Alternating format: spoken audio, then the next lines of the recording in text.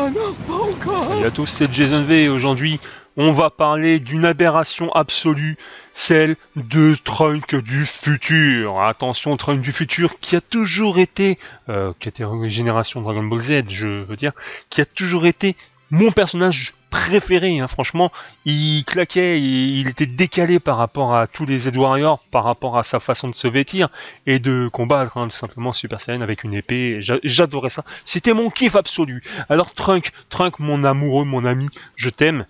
Il y a une chose que je ne supporte pas, que j'aurais préféré ne jamais découvrir ça de toi, c'est ta version Dragon Ball Super.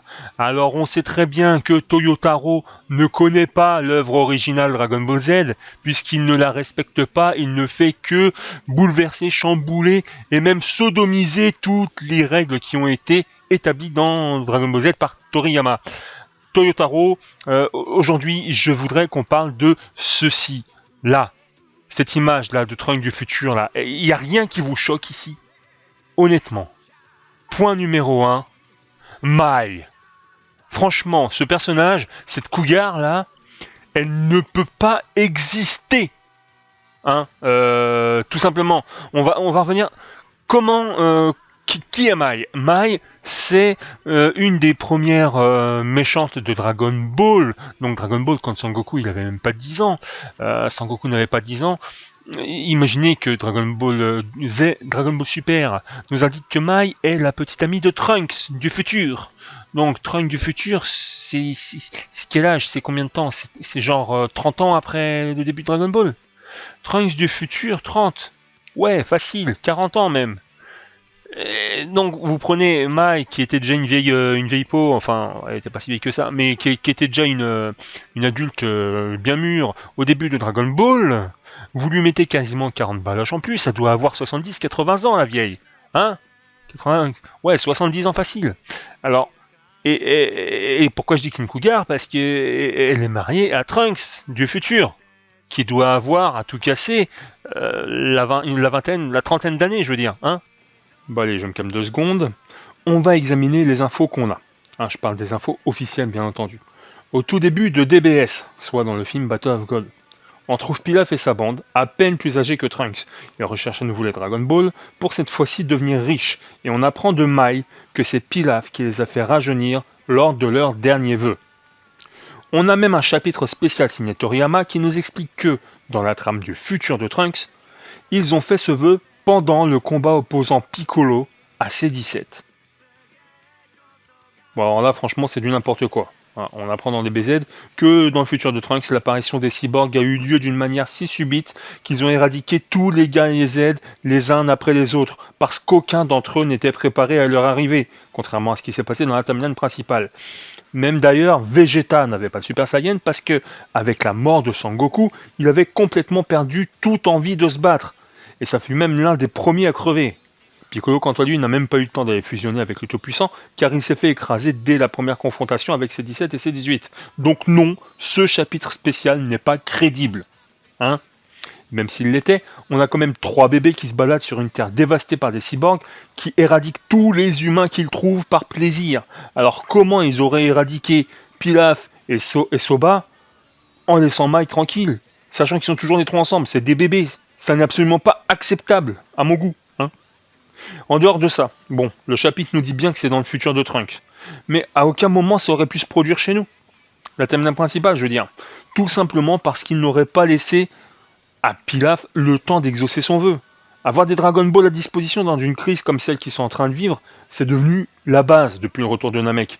Ils étaient tous préparés au combat, donc assez rapide d'une part pour intercepter quiconque aurait invoqué Shenron, dès qu'il aurait vu le ciel s'obscurcir.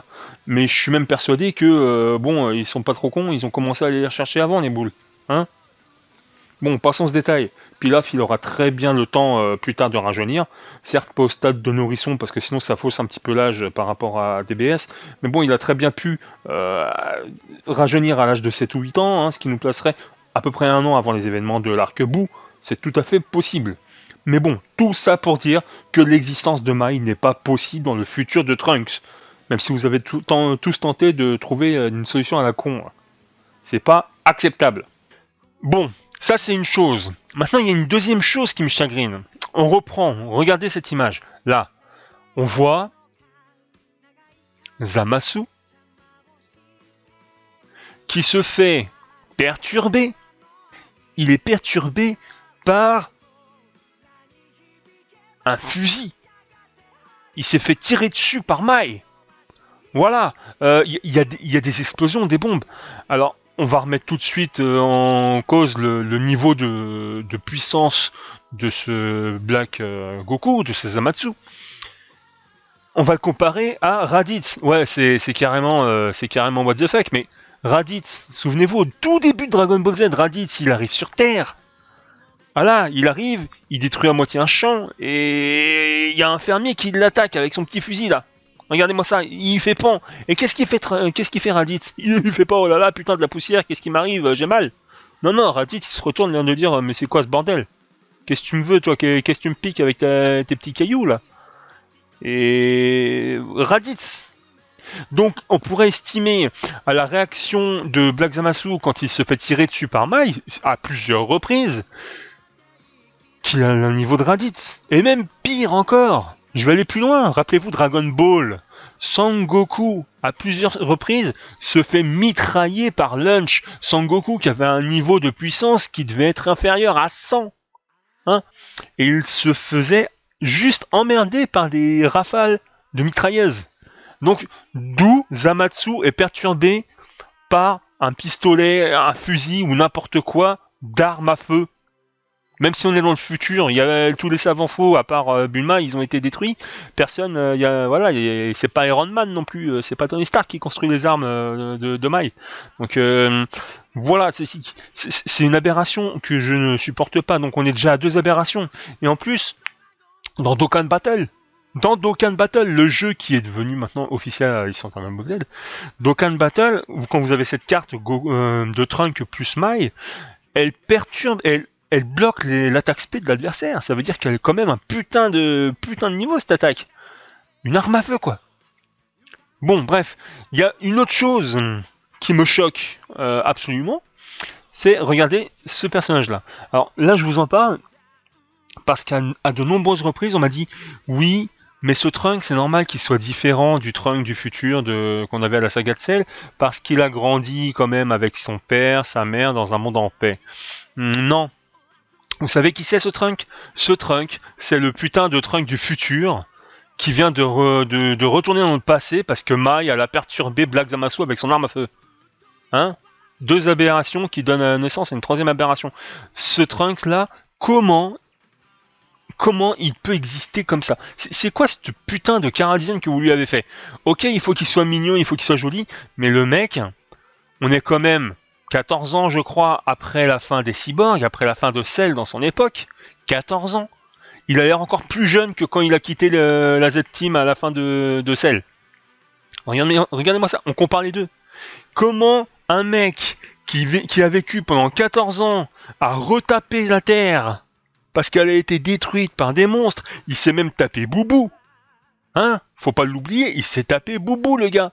Parce qu'ils le disent dans Dragon Ball Super, il y a quand même eu la menace de Boubou, ils ont dû faire face à Boubou, c'est comme ça que Kaoshine est mort et que Beerus, le dieu de la destruction, est mort aussi. Mais il se l'est tapé Boubou le Trunk. Comment il a pu devenir aussi faible alors que ça fait 15 ans qu'il continue de s'entraîner? Regardez à quoi il ressemblait il y a 15 ans. C'est du n'importe quoi. Toyotaro, j'ai beaucoup de monde qui me disent que l'arc de Black est vraiment super, qu'il est bien construit, alors que les 3 personnages de cet arc, il y a que 3 personnages à retenir dans cet arc, ces 3 personnages principaux, parce que Vegeta et Sangoku, ils font de la peine là-dessus, c'est du n'importe quoi, ils arrivent même pas à le battre de toute façon Zamasu. Mais les 3 personnages phares de ce futur sont des aberrations totales. Comment vous pouvez dire que l'arc du futur de Trunk dans Dragon Ball Super est le meilleur qui soit? C'est pas possible, allez vous faire foutre. Bon, je pense que vous avez compris pourquoi je vous disais ça. La principale raison, c'est quand même l'aberration de Mai, qui ne peut pas exister. Et j'attends vos réponses à tout ça.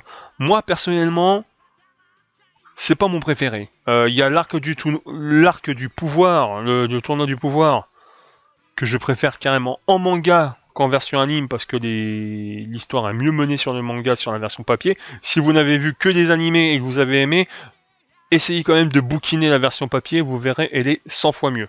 Bon, je vous laisse réfléchir à tout ça. C'est Jason V, je vous dis à très bientôt pour les prochaines vidéos. Surtout, portez-vous bien, n'oubliez pas, collectionnez c'est bien, jouez c'est encore mieux. Can you take me home?